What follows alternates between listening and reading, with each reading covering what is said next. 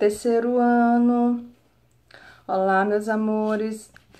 Bom, vamos para mais um dia de atividades. Hoje, quarta-feira, 13 de maio. Então, vamos hoje para o nosso resumo, nossa revisão de matemática, tá bom?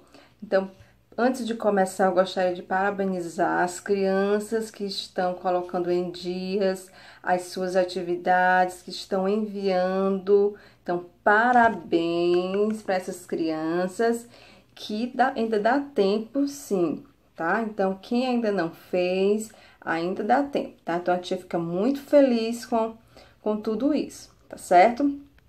E hoje, vamos começar a nossa revisão, falando de alguns conteúdos, tá? Que foram selecionados desde março até agora nessas aulas, nas videoaulas, tá bom? Então, vamos começar. E nosso primeiro conteúdo de hoje será números o quê?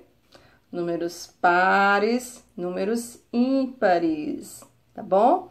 Então, para começar, o que é um número par? O que é um número par? Nós falamos aqui nas aulas passadas. O que é um número par?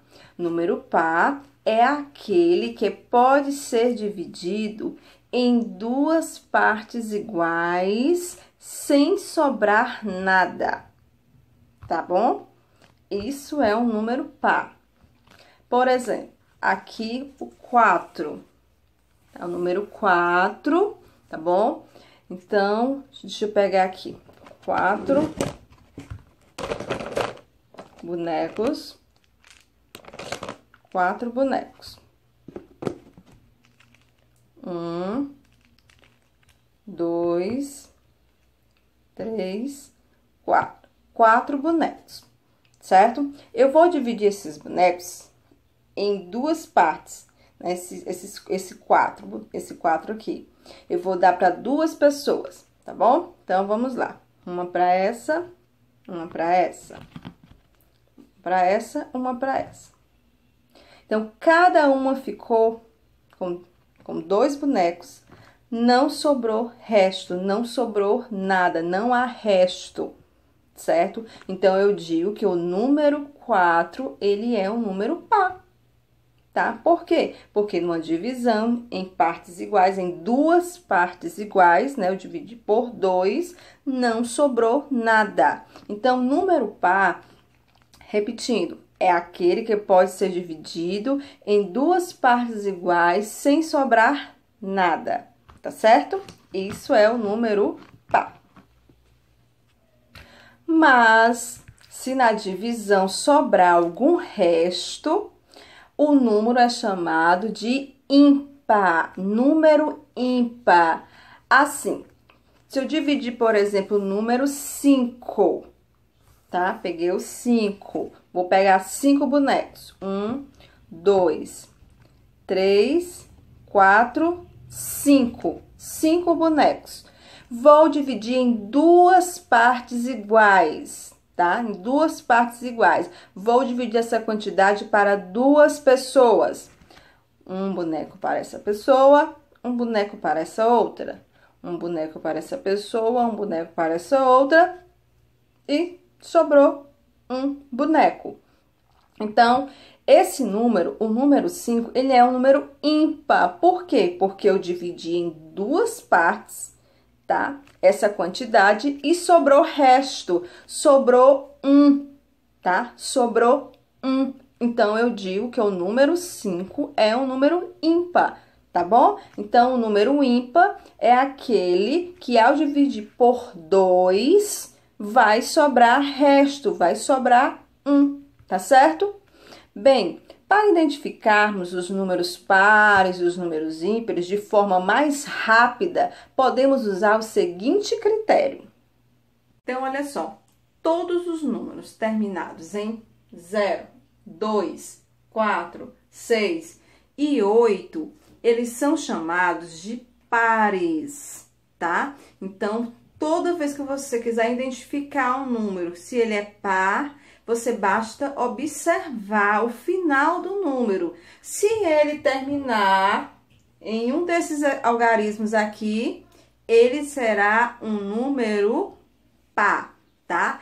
Basta você pegar qualquer número e dividir por 2, que o resto vai ser o quê? Vai ser 0, tá? Se você pegar o 6, o 4, o 8, e você dividir por 2, o resto será 0. Por isso que eles são chamados de números pares. E o 0 também se inclui nesse grupo aqui, tá bom? Por exemplo, aqui eu coloquei esses dois números, 244 e 1.200. Como eu vou identificar se esse número é par e esse? Basta olhar o final do número. Aqui terminou em 4, então já sei automaticamente que esse número aqui será par, tá? Terminou em 4, então eu sei que esse número é par. 1.200 terminou em 0, então eu sei que esse número aqui será par, certo? E todos os números terminados em 1, 3, 5, 7 e 9, né? Ele é chamado de ímpar, tá? Números ímpares. Então, todo número ímpar, quando dividido por 2, deixa resto igual a 1. Então, é a maneira de você identificar um número, se ele é ímpar, tá certo? Então, basta observar o final. Se terminar em algum número desse aqui, ele é considerado ímpar, tá bom? Então, eu coloquei aqui dois exemplos, 2003 e o quê? 241, tá? Então, vamos lá. Esse número, basta observar o final, terminou em 3, ó, terminou em 3, ele é considerado ímpar. E esse número, 241, terminou em 1, ele é considerado ímpar. Então, essa é a forma de você encontrar, tá? Identificar se um número é par ou ímpar. Então, no livro de vocês, na página 29, vocês têm esse exercício, tá bom? Então, vejam novamente esse exercício na página 29 e na página seguinte, a página 30, certo? Então, vejam novamente, vejam as questões, estudem, que aqui tá bem fácil, tá certo? Então, vamos lá. Bem, o próximo conteúdo será comparação de quantidades, tá? Comparação de quantidades, na página 31. Tá bom? Então, vocês vão novamente fazer a leitura e vocês vão observar que para fazer a comparação de quantidades, eu uso os sinais igual, maior que ou menor que, tá? Vocês lembram qual é o maior, qual é o menor? Olha só, a parte aberta, ela sempre fica para o número maior, para a quantidade maior. E a parte fechada fica para o número menor. Então, é comum usar esses símbolos para relacionar, para comparar quantidades, tá bom? Além do igual, tá bom? Do símbolo igual, tá? Então, aí no livro de vocês, na página 34, vocês vão encontrar várias situações relacionadas a esse conteúdo. Como, por exemplo, aqui na primeira questão. Na primeira questão fala, faça um X na placa que tem um número maior e contorne a que tem um número menor. Então, qual é o número maior desses três aqui? Qual é o número maior desses três? Qual vai ser? Maior vai ser o quê? 2.500, tá bom? E o menor será o quê? 2.050, certo? Na segunda questão, ele vai dar algumas, tá, informações, tá, nessa parte verde, nesses retângulozinho verde, tá? Onde vocês vão responder relacionada a essas informações aqui, tá certo? Letra A, qual teatro tem a maior capacidade de público? Então, a partir da leitura que você fez dessas informações aqui, você vai descobrir que é o Teatro de Bonecos. Onde é que está o Teatro de Bonecos? Aqui, ó, com capacidade para 1.199 pessoas, tá bom? Aí você ia colocar aqui a informação. A letra B, qual tem a menor capacidade de público? Aí você vê qual era o número menor que ele está mostrando aqui e ia colocar, que seria o Teatro da Esquina, tá certo? Teatro da Esquina.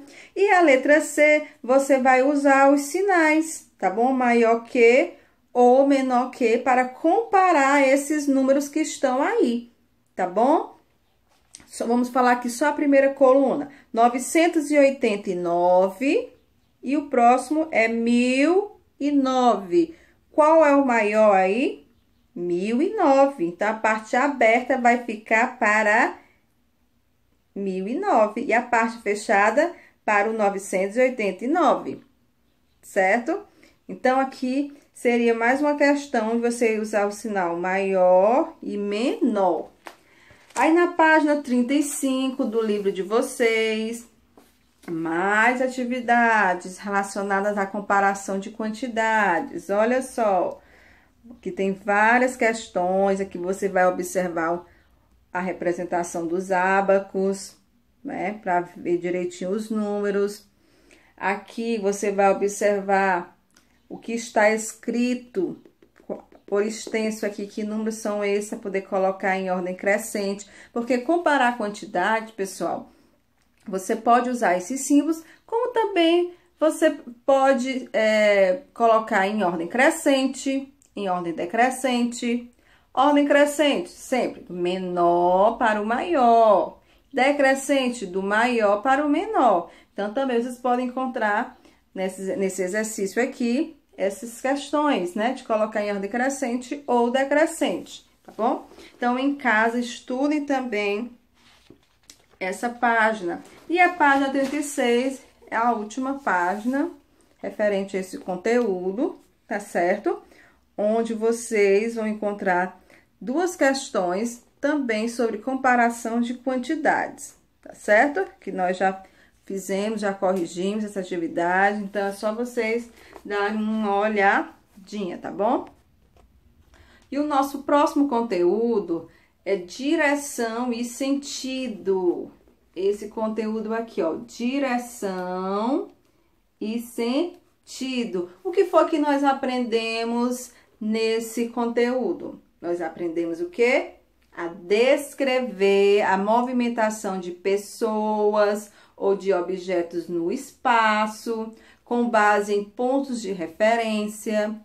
Nós aprendemos a registrar a localização de pessoas ou objetos no espaço, indicando mudanças de direção e de sentido.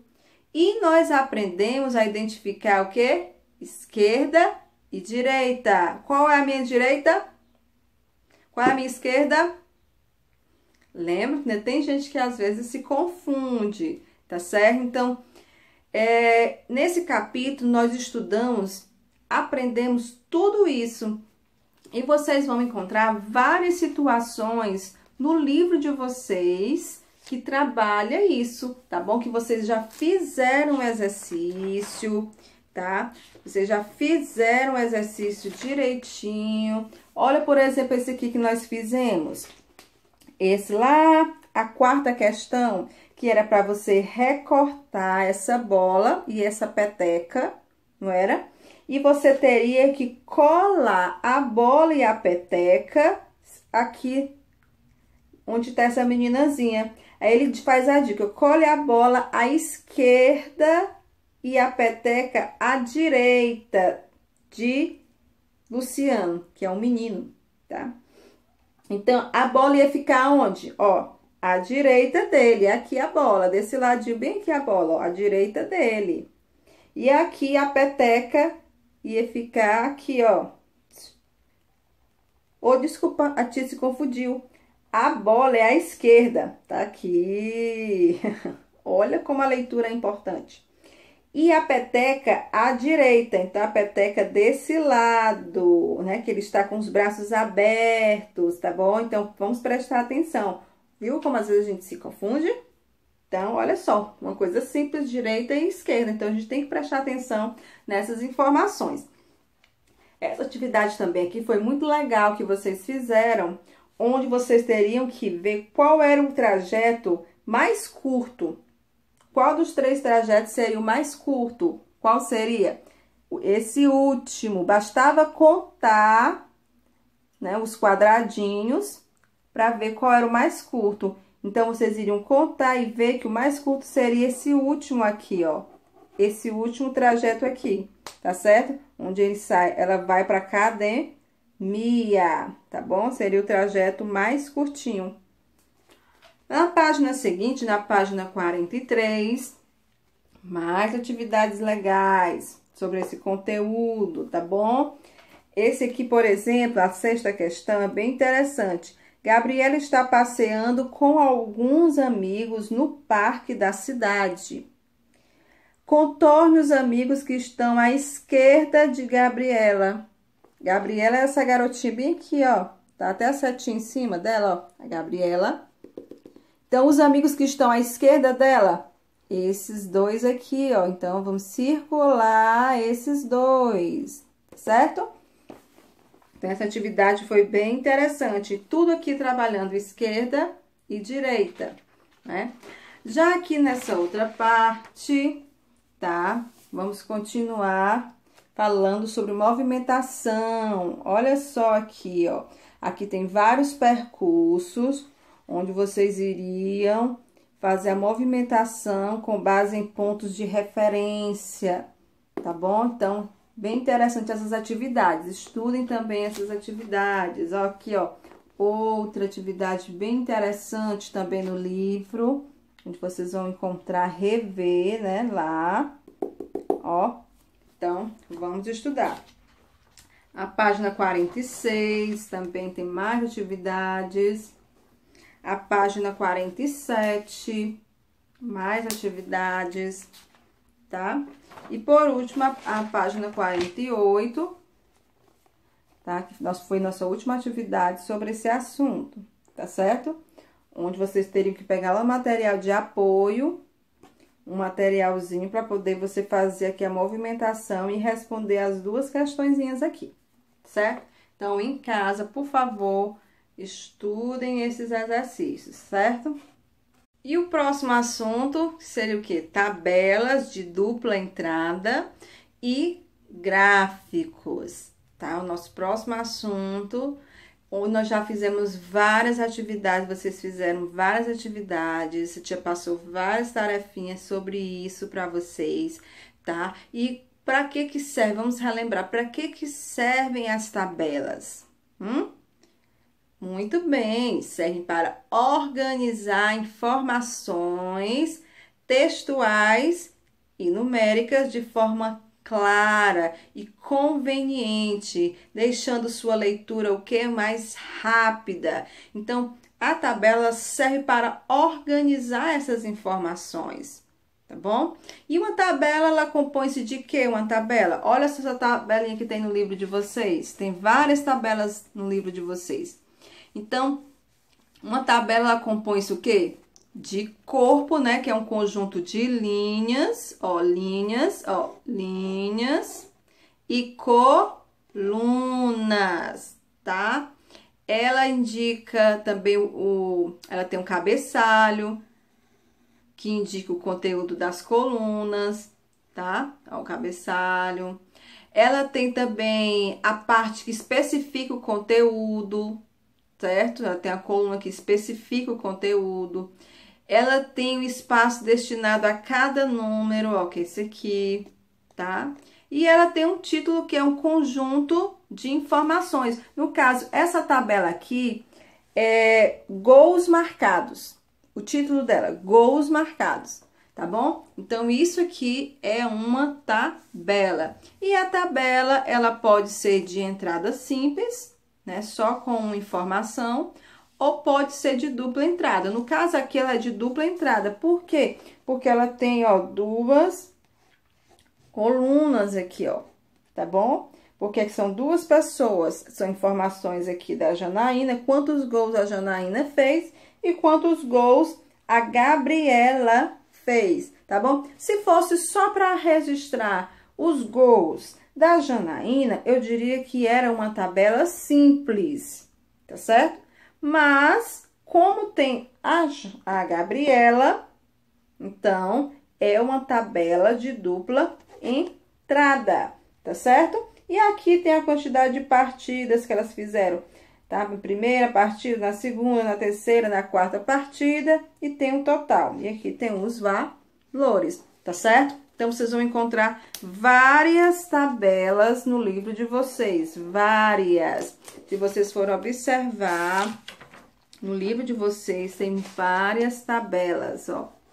Várias tabelas, vocês vão encontrar, tá bom?